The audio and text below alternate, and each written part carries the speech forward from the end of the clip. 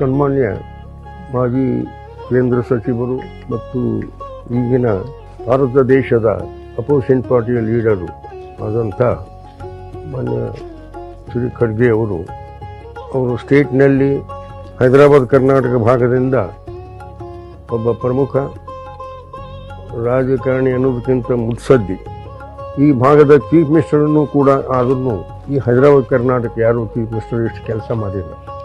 ಅವರಷ್ಟು ಒಳ್ಳೆಯ ಪ್ರಮುಖವಾದಂಥ ಈ ಭಾಗಕ್ಕೆ ಅಷ್ಟೇ ಅಲ್ಲ ದೇಶಕ್ಕೆ ಕೆಲಸ ಮಾಡಿದ್ದಾರೆ. ಅವರು MP ಆದಾಗ ಇಲ್ಲಿ ಅನೇಕ ಚೀಫ್ ಮಿನಿಸ್ಟರ್ನು ಇದ್ದರು.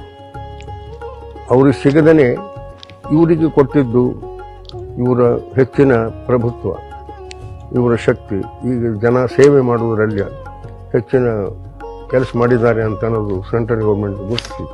ಆದ್ದರಿಂದ he can become the prime minister also.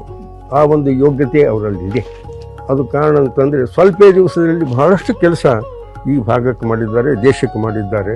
ಗುಲ್ಬರ್ಗಾದಲ್ಲಿ medical college central ಗೌರ್ಮೆಂಟ್ನಿಂದ ಮಾಡಿದ್ದು ಬಹಳ ಶ್ರೇಷ್ಠವಾದಂಥ ಕೆಲಸ ಮಾಡಿದ್ದಾರೆ. ಆ ಬಿಲ್ಡಿಂಗ್ ಆದ್ರೂ ಕೂಡ ಗುಲ್ಬರ್ಗದ ಸೌಂದರ್ಯವನ್ನು ಹೆಚ್ಚಿಸಿದೆ.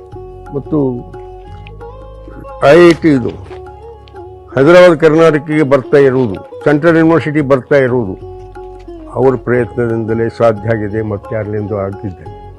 ಖರ್ಗೆ ಅನ್ನೋದು ಹೆಸರು ಯಾಕೆ ಬಂದಿದೆ ಅಂದರೆ ನಾನು ತಿಳಿದ ಮಟ್ಟಿಗೆ ಖರೆ ಹೇಳ್ತಾನೆ, ಮತ್ತು ಖರೆ ಹೇಳ್ದಂಗೆ ಖರೆ ಕೆಲಸ ಮಾಡ್ತಾರೆ, ಅದಕ್ಕೆ ಖರ್ಗೆ ಅಂತ ಬಂದಿದೆ.